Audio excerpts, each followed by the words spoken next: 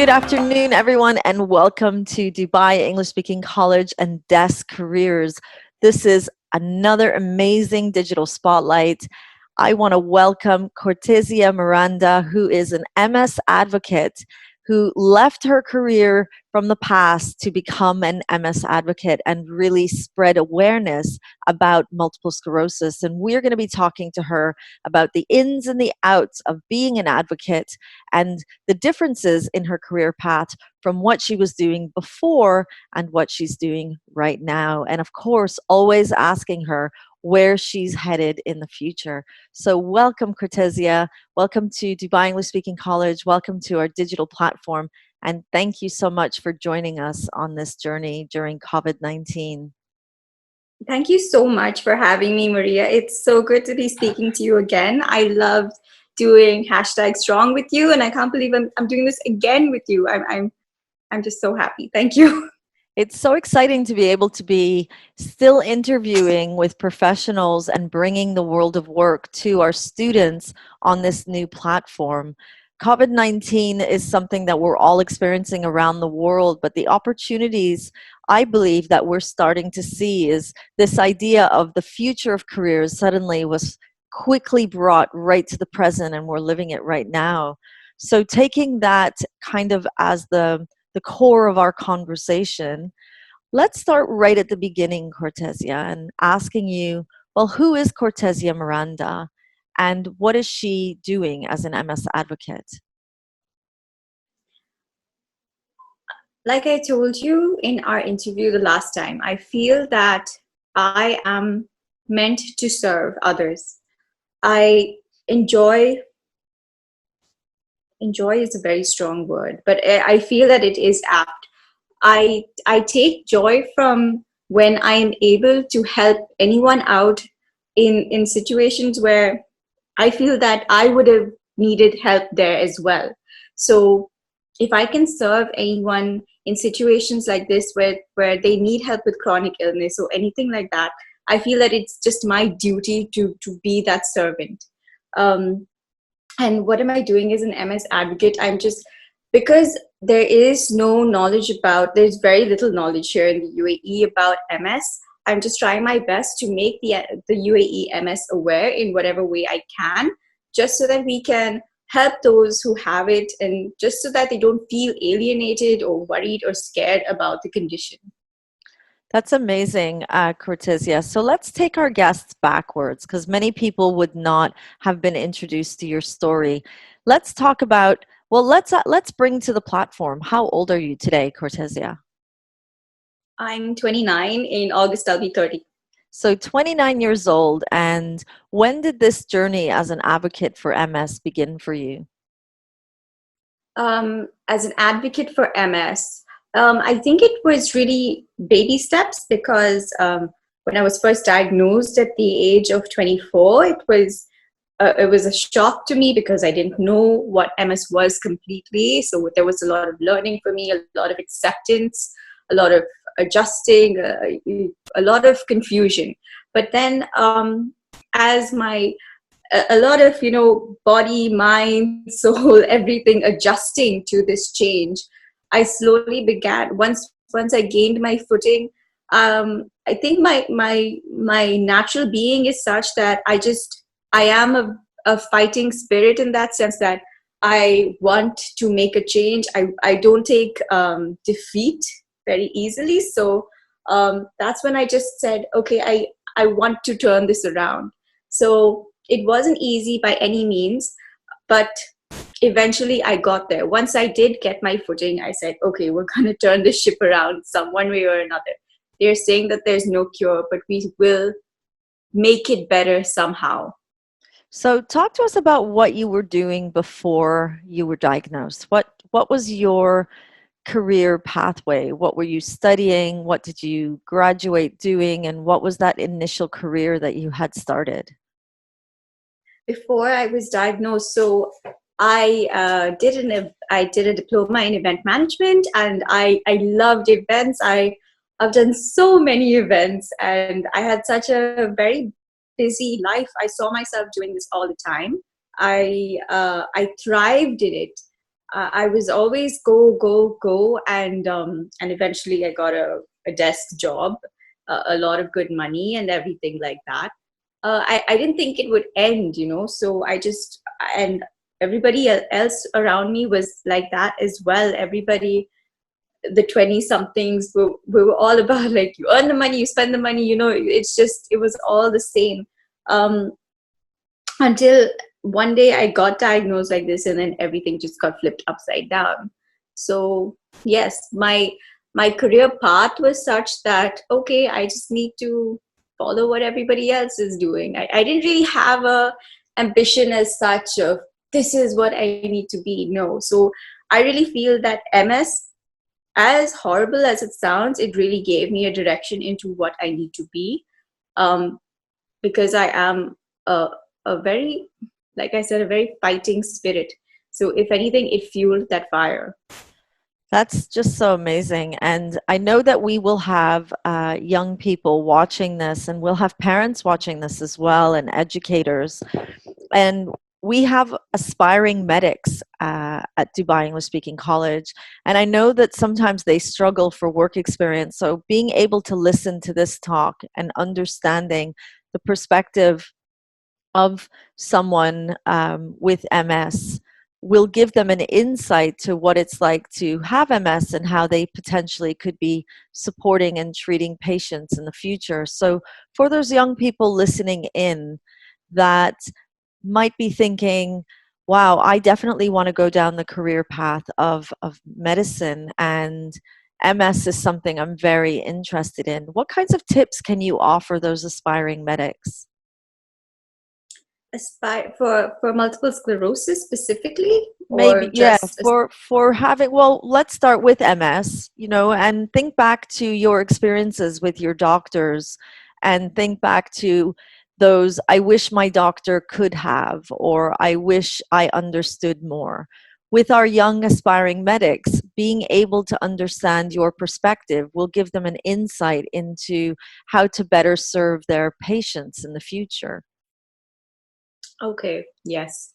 In my experience, it's, I understand from the perspective of doctors, from the perspective of anyone really. Even for me, I there's no way that I would know what anyone else with an invisible illness is feeling, even though I have one myself.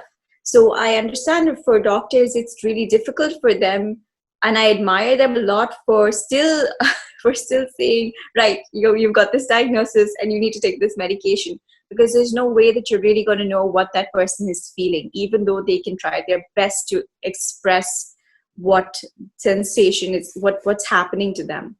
They're never really going to know. So my advice would be, despite all the years of learning that you have to just listen. You just have to just be quiet and listen, because most patients just don't feel that they're heard. And it means so much to know that your doctor is listening to you, and when your doctor is listening to you, because most of the time doctors are so harassed, and I know they're so busy, but so they just would just give a blanket prescription or a diagnosis, and it's often wrong. So it means a lot when you actually take the time to listen, and not just say, right, no, I've heard it all before, I've done all the reading, whatever it is, and this is what your diagnosis is. It could be different, because every single one of us are different, and no two cases of MS, for example, are alike. So it really makes a difference in that sense. Number one, to listen. Actually, I just feel that that is the number one thing that you can do. And that's a great insight. Thank you so much. So for students that are listening to this, and for parents that are listening to this, what I'm understanding from your pathway, from when you were younger to where you are today, sometimes I always tell the youth that sometimes careers we choose, and sometimes they choose us. Would you say that this being an advocate chose you, or would you say that you chose being an advocate? I feel that in a very strange way, it was fate, because like I said, I'm very passionate, and so I feel personally that if it was not multiple sclerosis, I would be advocating for anything else. I feel that MS just gave me the push. So yes, right now I'm advocating for MS awareness in the UAE, but I want people to be aware about other chronic conditions as well, because there are so many. For autoimmune disease, there are thousands of them. But I want people to be aware of people. I want people to. I want to speak for it for people who have no voice. At the end of the day, I will always do this. This is my mission. So I would always be an advocate for that, for the unborn, for people in human trafficking, all of those who are not able to speak for themselves, because I'm just passionate. And thank you for leading us there, because now we really want to be talking about the understanding of what the job description of an advocate is. So I know that before we had the interview, we were talking a little bit about the idea of what a career is. And as an advocate, if you had to write a job description based on what you do every day, what would be on that job description? The number one thing for being an advocate is you have to, and I feel that this is common for so many things, but you have to love what you do. If you don't love it, it's not going to fly. It needs that passion to go. Or if you're doing it for money, if you're doing it for fame, it's not going to go anywhere. It has to be for the cause itself, or it's not going to take off the ground at all. So it has to be a complete act of selflessness. That's the first thing. And it can be through any medium. It can be through whatever you feel goes best. So right now in the age of technology, I mean, we have social media, which is great, and it connects all of us, which is just wonderful. But maybe you're not so comfortable with speaking on video or things like that, or using a lot of social media, and that's all right as well. Maybe you're more comfortable through other mediums, and that's fine. But it's important for you to find that, and then just you have to find that first, and then just go with that. That's So amazing. yeah. And how do you feel that your past career working in events, the transferable skills, the things that you did, how do you feel they have helped develop you for your current role as advocate for MS? Oh yes, absolutely. So um, I really feel that they did, because actually, in a way, I it I've always been out there in a sense, always putting myself out there, always selling, always pushing, always activating people. So I always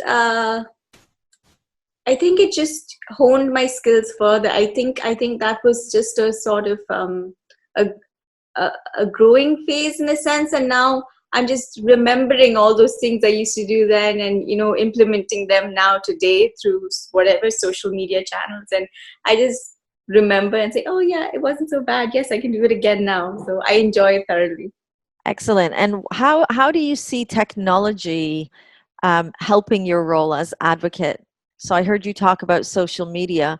How else is technology important in your role and in your work?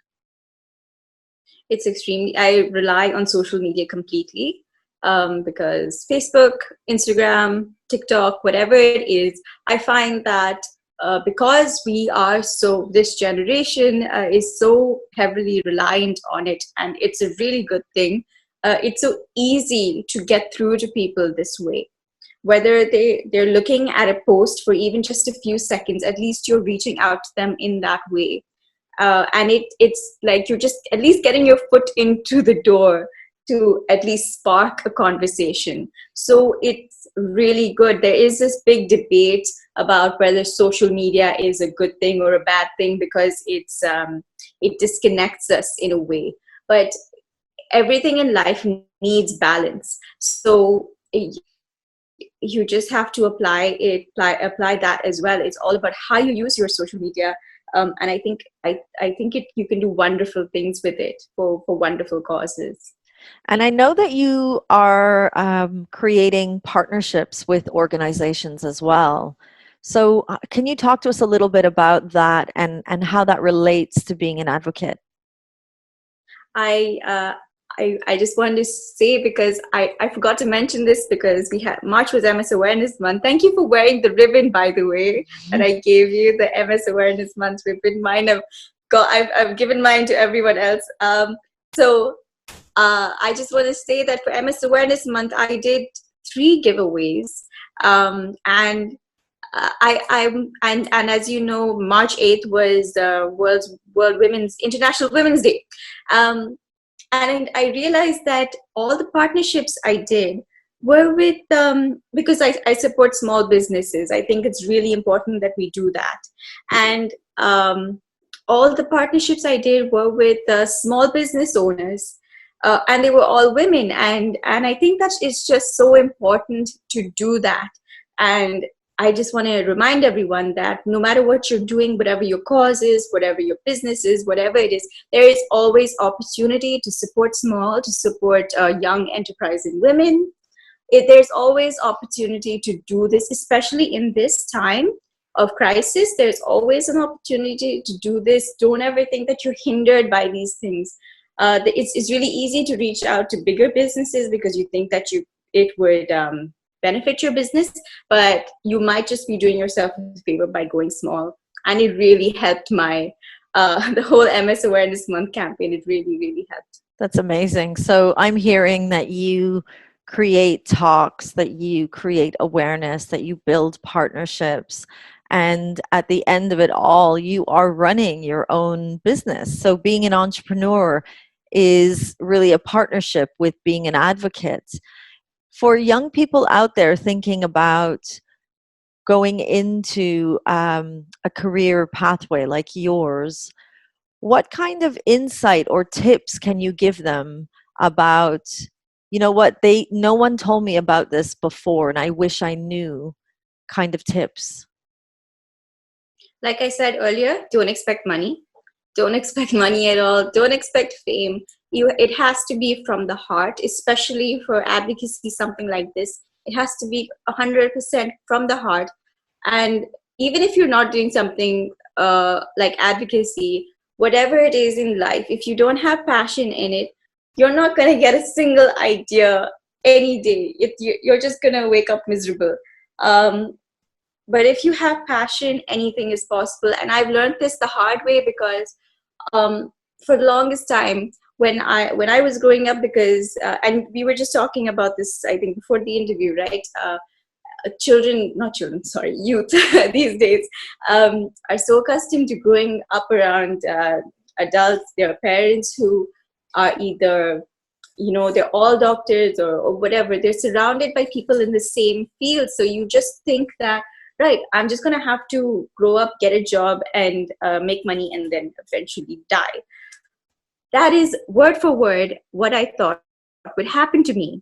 And I have learned the extremely hard way, the MS way, that is not the path that is cut out for me, that I'm meant to do something different in the world. And that's okay. Not everybody has to have a 9 to 5 job, go to work, make money, and whatever it is happens, and get married, whatever it is. No, it doesn't have to happen to you. You can become an advocate and do something else with your life, and that's okay.